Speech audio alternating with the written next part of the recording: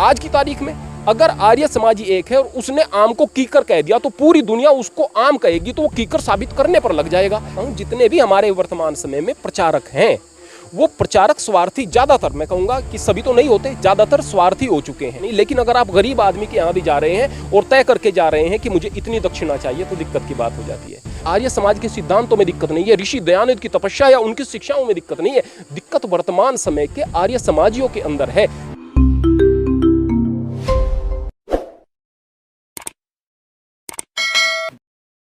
नमस्कार, स्वागत है आप सभी का हिंदुस्तान 24 पर और मैं आप सबके साथ विपिन चौधरी। हिंदू धर्म में अनेक मत पंथ हैं जो एक दूसरे से बिल्कुल अलग हैं। अब कौन सा सही है? यदि हम एक को सही मानते हैं तो दूसरा गलत नज़र आता है। आज इस पूरे विषय पर जानकारी लेने के लिए हम श्री कृष्ण गीता धाम मंदिर खोसपुरा में आए हैं और महंत आनंद स्वामी जी हमारे साथ में मौजूद हैं। महंत जी, सबसे पहले तो हिंदुस्तान 24 पर मैं आपका बहुत बहुत स्वागत करता हूं। आपका भी स्वागत है प्रियवर मंदिर में, और बहुत साधुवाद देता हूं मैं आपको कि आप बहुत अच्छे विषय लेकर के आते हैं। जिन चीज़ों की समाज को आवश्यकता है उन चीज़ों को लेकर के आप आते हैं। स्वामी जी, हिंदू धर्म में तो अनेक मत पंथ हैं, तो मेरा सवाल आपसे ये है, क्योंकि आपने तो ये जितने भी मत पंथ हैं इन्हें बिल्कुल बारीकी से पढ़ा होगा, जाना होगा, स्टडी आपने की होगी, तो आपकी नज़र में कौन सा मत पंथ सही है? सबसे पहले मैं आपको बता दूं कि केवल हिंदू धर्म में ही नहीं बल्कि संसार में जितने भी धर्म हैं उनमें मत पंथ तो हो ही जाते हैं। अगर आप ईसाइयों में बात करें तो वहाँ पर कैथलिक और नॉन कैथलिक जो हैं ईसाई हुआ करते हैं। अब एक दूसरे के चर्च में वो नहीं जा सकते हैं, इतना सारा विभेद है। अगर आप इस्लाम में जाएं तो वहाँ पर 72 फिरके हैं। इस तरह के मनमुटाव उनके अंदर हैं कि कई बार तो एक दूसरे के खून के प्यासे हैं। उनकी मस्जिदें अलग हुआ करती हैं, जहाँ खाली मुसलमान हैं वहाँ फिरकों को लेकर के लड़ाइयाँ हैं। अगर बात करते हैं आप हिंदू धर्म में ही बात करें, हिंदू धर्म से ही निकली हुई शाखाएं हैं। बौद्ध धर्म है, इसमें भी हीनयान और वज्रयान शाखा है, महायान शाखा है। तो इस तरह की जो शाखाएं बन जाती हैं, इस तरह के मतपंथ बन जाते हैं। सिख धर्म जो कि पूरे तरीके से समानता के आधार पर हमारे दशों गुरुओं ने बनाया था, बहुत सुंदर शिक्षाएं वहाँ पर हैं। वहाँ पर भी नामधारी सिख और दूसरे प्रकार के सिख, इस प्रकार की चीज़ें वहाँ पर आ गई हैं। ये मतपंथ बन जाते हैं, नहीं बनने चाहिए लेकिन बन जाते हैं। लेकिन आपका सवाल हिंदू धर्म में फैले हुए मतपंथों को लेकर के है। आपका सुंदर सवाल है कि इनमें से कौन सा मतपंथ जो है वो बेहतर है। वास्तव में एक मतपंथ का व्यक्ति अपने ही मतपंथ के व्यक्ति को बेहतर समझता है और उसी के ज्ञान को बेहतर समझता है। मैं उदाहरण के तौर पर बात करूं, रामपाल के शिष्य जो कि अभी जेल में बंद हैं, वो कहते हैं कि भाई देखो, ये जो राम थे इनकी पत्नी को तो लेकर चले गए थे, रावण लेकर चला गया था, वो किस प्रकार से भगवान हुए। कृष्ण थे, उसके सामने अनेक प्रकार की समस्याएं आई और उनको तो पैर में तीर लगने की वजह से उनकी मौत हो गई, वो किस तरह से भगवान हुए। वो सृष्टि रचयिता बताते हैं कबीर को। कबीर जो कि कहते हैं कि भाई मैं तो भगवान का चेला हूँ, मैं तो भगवान का शिष्य हूँ, मैं तो भगवान के द्वार का कुत्ता हूँ, लेकिन वो खुद भगवान उनको बता रहे हैं। और इन सारी चीज़ों के अलावा उनके गुरु जो हैं वो जेल में बंद हैं, वो चीज़ नहीं दिखाई देती, लेकिन बावजूद उसके वो कहते हैं कि वही सच्चिदानंद स्वरूप हैं जो वर्तमान में रामपाल का स्वरूप लेकर के संसार में आए हुए हैं। इस प्रकार से अपनी कमियां किसी को दिखाई नहीं देंगी, वो दूसरे की तरफ उंगलियां उठाएंगे। जो अच्छी भी संस्थाएं हैं हमारे देश के अंदर भी, उनकी भी दिक्कत यह है कि वो अपने ही मतपंथ को बेहतर मानते हैं। जैसे कि अगर हम किसी भी सत्संग से जुड़े हुए व्यक्ति से पूछें तो वो कहेंगे जो निगुरे हैं उनकी तो कोई गति ही नहीं, हमारे गुरु से जुड़ा हुआ है वही परम ज्ञान को प्राप्त होगा। तो इस तरह से मतपंथ बहुत सारे देश के अंदर हैं। लेकिन अब सवाल इस बात का कि कौन सा बेहतर। सभी अपने आप को बेहतर कह रहे हैं, दूसरे को मूर्ख कह रहे हैं, लेकिन कौन सा बेहतर। अब हम समझते हैं कि जो हमारी सनातन संस्कृति है, इसको सनातन क्यों मानते हैं, सनातन धर्म क्यों कहते हैं। सनातन का मतलब जो हमेशा से है, सनातन का मतलब ये कि जो नया नहीं है, जो पुराना है, जब सृष्टि थी तब से आदि से है। अगर तब से आदि से बात करें तो उस समय हमारे ग्रंथ कौन से हैं? वेद हैं। तब से हमारे ग्रंथ कौन से हैं? उपनिषद हैं, दर्शन शास्त्र हैं। हमारे वैदिक ऋषि जो ज्ञान दे करके गए हैं वो है। हमारे वैदिक मंत्र हैं, यज्ञ आदि के कर्म हैं, श्रेष्ठ कर्म है, गायत्री जैसे हमारे मंत्र हैं, महामृत्युंजय जैसे मंत्र हैं, हमारे सुंदर सुंदर मंत्र हैं। उनके अंदर बहुत सारा ज्ञान है, अंदर की साधनाएं हैं, अलग अलग प्रकार की इस तरह की चीज़ें हैं जो कि सनातन संस्कृति को सनातन बनाती हैं। अब बताइएगा, जितने भी यहाँ पर गुरु चल रहे हैं या गुरुडम चल रहे हैं, उन गुरुओं के बारे में मैं किसी को बुरा नहीं कह रहा इक्का दुक्का को छोड़कर, लेकिन मैं कुछ बातें बताना चाहता हूँ। अच्छी बात बता रहे हैं, ऐसी बात नहीं है कि बुरी बात, अच्छी बात बता रहे हैं और हम उनकी अच्छी बातों का सम्मान करते हैं। लेकिन न तो उनका गायत्री से संबंध, न उनका महामृत्युंजय मंत्र से संबंध, न उनका वैदिक मंत्रों से संबंध, न उपनिषदों से संबंध, न दर्शन शास्त्रों से संबंध, न यज्ञ से संबंध, न हवन से संबंध, किसी चीज से संबंध नहीं है। फिर वो सनातन कैसे रह गया? वो तो एक नई विचारधारा है ना। तो सनातन का प्रतिनिधित्व कौन कर सकता है? सनातन का प्रतिनिधित्व वो मतपंथ कर सकता है जो पुरानी चीज को छोड़े हुए नहीं है। यहाँ पर हमारे देश के अंदर बहुत सारे गुरु ऐसे आए हैं जिनके अंदर प्रतिभा थी, नए मतपंथ उन्होंने खड़े कर दिए। ऐसी ही एक प्रतिभा हमारे बीच में विलक्षण प्रतिभा के रूप में स्वामी देवदयानंद सरस्वती जी महाराज आए थे, जो आर्य समाज के संस्थापक थे। अब अगर उनके विषय में आप जाने, क्या उनके अंदर प्रतिभा की कमी थी? नहीं। क्या योग्यता की कमी थी? नहीं। साहस की कमी थी? नहीं। साहस का, योग्यता का, प्रतिभा का, सच्चाई का, चरित्र का, हर चीज का वो प्रमाण थे, एक साक्षात उदाहरण थे। बावजूद उसके उन्होंने किसी नए मतपंथ की संरचना नहीं की, नए मतपंथ की शुरुआत नहीं की। उन्होंने कहा कि अपनी पुरानी संस्कृति को समझो और उसकी तरफ लौटो। अब केवल मैं कहूंगा कि आपके सामने दो ही संस्कृति ऐसी बची हुई है, दो ही संस्था ऐसी बची हुई है, शांति कुंज हरिद्वार, जिसमें फिलहाल वर्तमान समय में बहुत सारे दोष आ गए हैं, इस बात में कोई शक नहीं, लेकिन जो कि अपने वैदिक मंत्रों से, वैदिक धर्म से इत्यादि से जुड़ी हुई है। या फिर आर्य समाज पूर्ण रूपेण धर्म की एक ऐसी छवि को प्रस्तुत करता है जो कि पूर्ण रूपेण शुद्ध है, जिस पर उंगली नहीं उठाई जा सकती और जिसको कोई भी व्यक्ति कुतर्क करके हरा नहीं सकता है।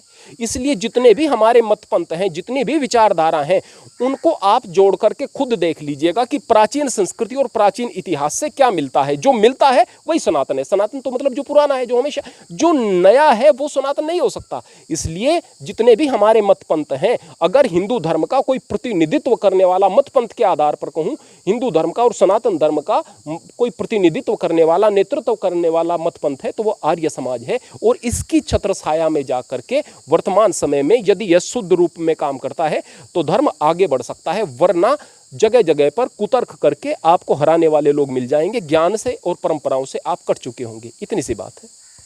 स्वामी जी, आपके हिसाब से आर्य समाज बेहतर है, तो मैं ये जानना चाहता हूँ कि इसका आधार क्या है, किस आधार पर आप ये बात कह रहे हैं? इसका आधार केवल यही है प्रियवर कि यदि मैं फिर से ये कहूँगा कि जो अपनी पुरातन संस्कृति से जुड़ा हुआ है, अपने महापुरुषों का सम्मान करता है और अपने ज्ञान से जोड़ने वाला है, आपको जो कहता है स्वाध्याय करो, पढ़ो और अपनी संस्कृति को जानो, तो वह तो सनातन का प्रतिनिधित्व कर रहा है ना। और बहुत सारे मतपंथ आपको क्या कहेंगे कि इस किताब से बचो, श्रीमद् भगवत गीता से बचो, वेद से बचो, उपनिषद से बचो, इनको पढ़ने की कोई ज़रूरत नहीं, इनको जानने की कोई ज़रूरत नहीं। जो बार बार इस तरह की बात कह रहा है वो तो सनातन से आपको दूर कर रहा है ना। दूसरी बात क्या है, जो आपको पाखंड से जोड़ रहा है, देखो भाई मेरे पास में चमत्कार है, चमत्कारों से जोड़ रहा है, जो आपको भूत प्रेत पिशाच इत्यादि से जोड़ रहा है, वो आपको कायर बना रहा है, वो आपको दब्बू बना रहा है, वो आपको पाखंड में ढकेल रहा है, वो आपको स्वार्थ की तरफ अग्रसर कर रहा है।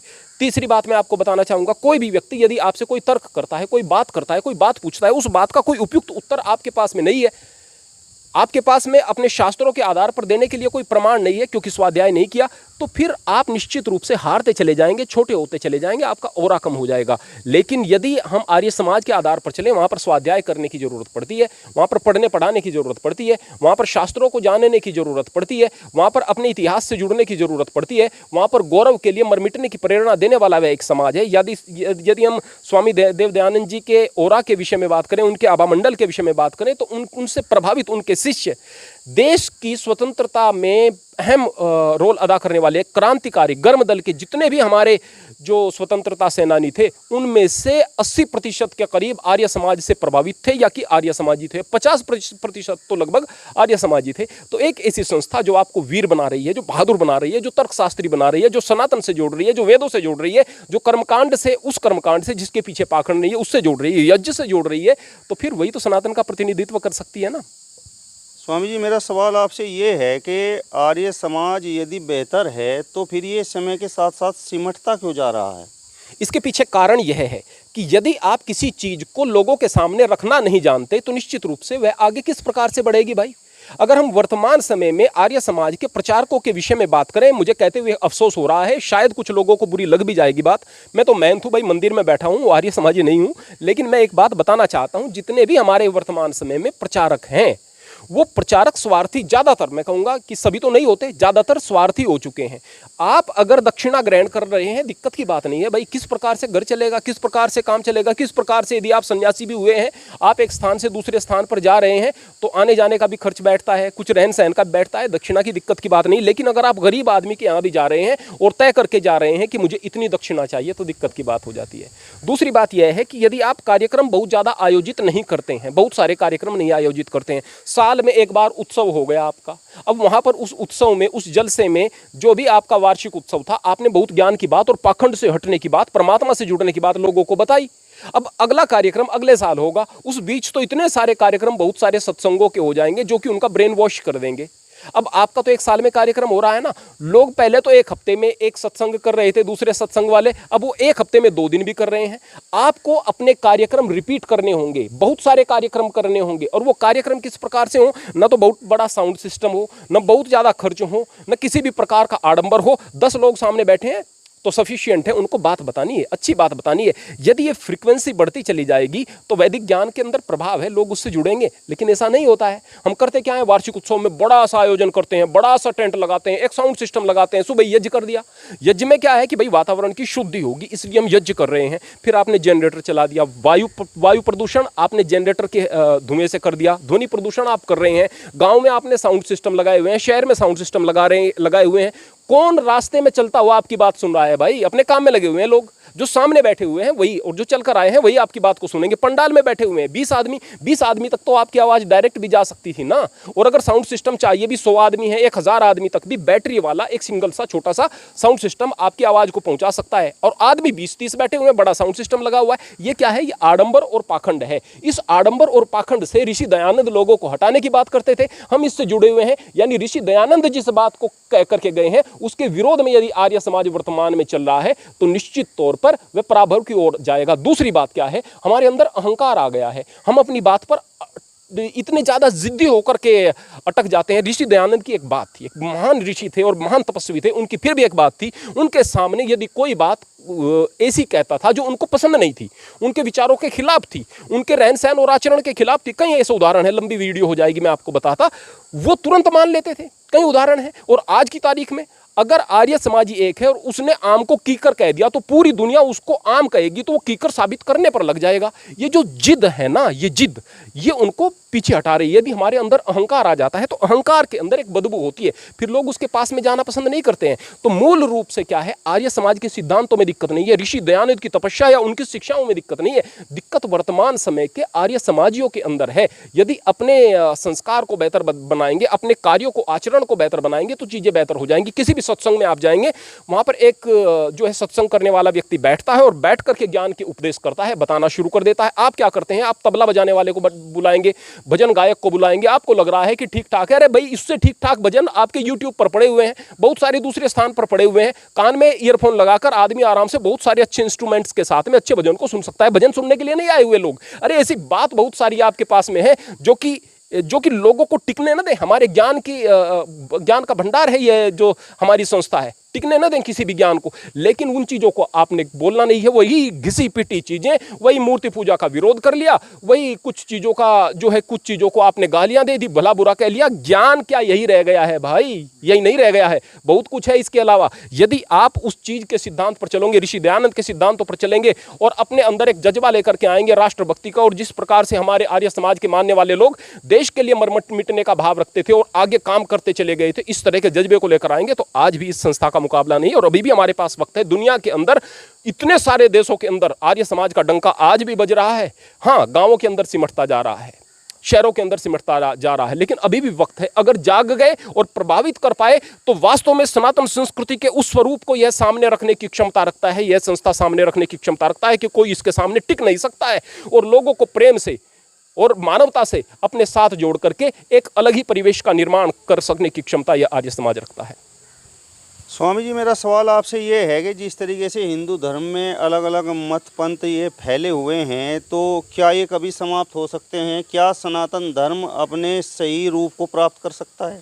डेफिनेटली प्राप्त कर सकता है, बट इसके लिए जरूरी क्या है? सबसे पहले जरूरी यह है कि हम लोग मानसिक रूप से एक हो जाएं। धर्म के आधार पर हम, मत पंथों के आधार पर हम बटे हुए हैं। केवल इतना नहीं है, हम जाति के आधार पर बटे हुए हैं प्रियवर। अगर बात करें, प्रत्येक जाति का अपना एक अहंकार है, उस अहंकार को लेकर के लड़ रहे हैं। यदि आप जाति के नाम पर इकट्ठा नहीं हो सकते तो धर्म के नाम पर कहां इकट्ठा हो जाएंगे भाई? ये मत पंथ किस प्रकार से समाप्त हो सकते हैं जानते हो? जब हम इस देश के अंदर, इस देश के इतिहास को देखते हैं तो प्राचीन काल में जब इस देश में बाहर से आक्रमणकारी आए, उस वक्त हम आपस में लड़ रहे थे। कोई शैव था, कोई वैष्णव था, कोई शाक्त था, आपस में एक दूसरे को मार रहे थे। हम ज़्यादा बड़े व्यक्ति हैं, हम ज़्यादा ज्ञानी व्यक्ति हैं, हमारी मान्यता बढ़िया है। जो शैव थे वो वैष्णवों को मार रहे थे, कत्ल कर रहे थे उनका। बड़े बुरे हाल इस देश के अंदर थे। इतने सारे धर्म बन चुके थे, आपस में धर्म बन चुके थे। जब ऊपर से मार पड़ी, ऊपर से अत्याचार हुए, तो हमें एक होना सूझा। उस वक्त हम एक हो गए।